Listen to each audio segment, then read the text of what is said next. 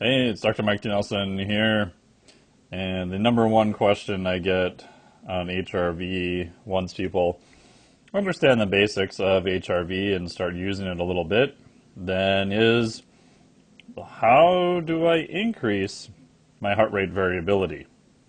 And usually by increase, they're talking about increasing parasympathetic tone.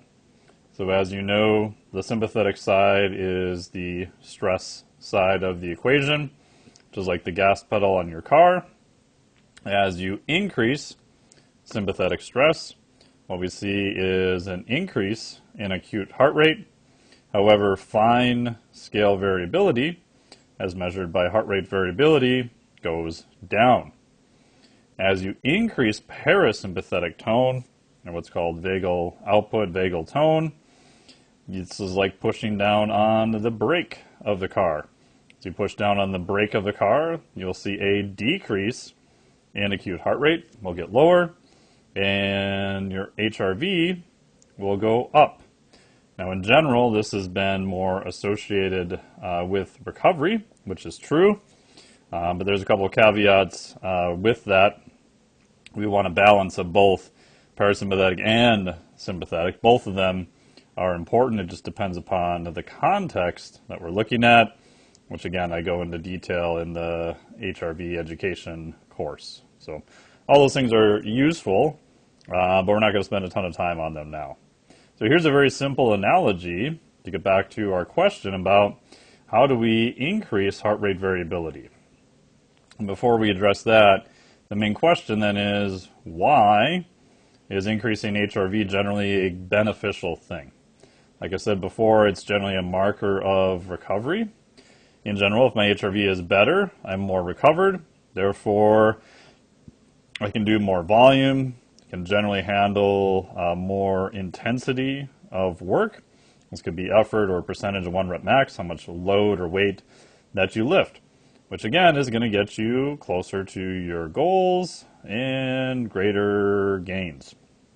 Whether this is strength, hypertrophy, or I would argue even fat loss, body comp. Because if you can do more work, get back to baseline better, it's going to enable you to get a faster fat loss. Also, of course, nutrition, recovery, all that other sleep, all that stuff factors in there too.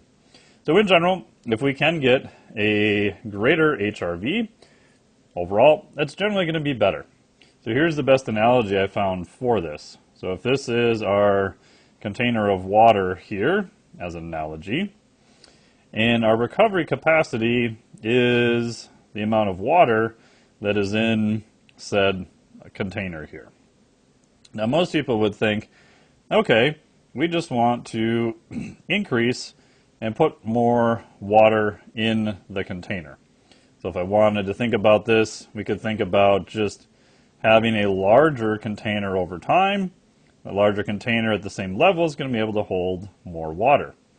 So the way that you would do that, so kind of increasing the size of the container, things that I think of there are going to be your aerobic base. This is measured by something called your VO2 max, the maximal amount of oxygen you can run through your system. You can get this by doing a 12-minute Cooper run test. You can get this by doing a 2K on a Concept 2 rower. If you have, like myself, I have a Pinoy, you can get it by using the metabolic cart also, just kind of more of a, my little air quotes here, direct measure, even though it's called indirect calorimetry. You get the idea. We're actually monitoring oxygen in that case. The other two are surrogate markers, and they're going to be generally pretty good. So if you have a better VO2 max, you have a better aerobic capacity, cardio, so to speak, you are going to have generally much better recovery. So I would say that's probably going to be the biggest one. The other one I would say, if you're in a caloric surplus, that generally is going to be also more helpful. You will generally see heart rate variability trending up, especially if you're exercising. Now, if you get super crazy, you're not exercising and you're just eating a ton of crappy calories, then no, that's not necessarily going to be true. Those, to me, are probably the two big ones to increase the size of your container. If you want, we could put conditioning, work capacity, all those things I kind of associate under aerobic gains. Now, the part that people generally forget is that many times they have a very leaky container. They have a bunch of holes in their current container that is having a whole bunch of water drain out from it. In this case, you would want to plug those holes first. Usually I think about inadequate sleep. If you're not getting enough high quality sleep, your HRV is definitely going to be lower. You're going to be more on the sympathetic side. We could maybe even put this under just general lifestyle stress. What is your job, interpersonal relationships, etc. If those are very stress-inducing, you've got a bunch of holes, you're losing a bunch of water here, your HRV, your level is definitely going to go down.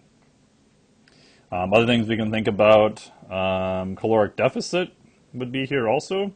Now again, sometimes you need to do that on purpose in order to lose fat, but it is a stressor upon your system, especially if you get really aggressive and start cutting your calories by a lot over a very short period of time. Now we could expand this out. We could add things like high use of caffeine, breathing techniques. It's probably a whole laundry list of things that we can create. But to me, these are things that once they are adequate, that will help plug some of the holes in your container, and it will get you to a pretty decent level.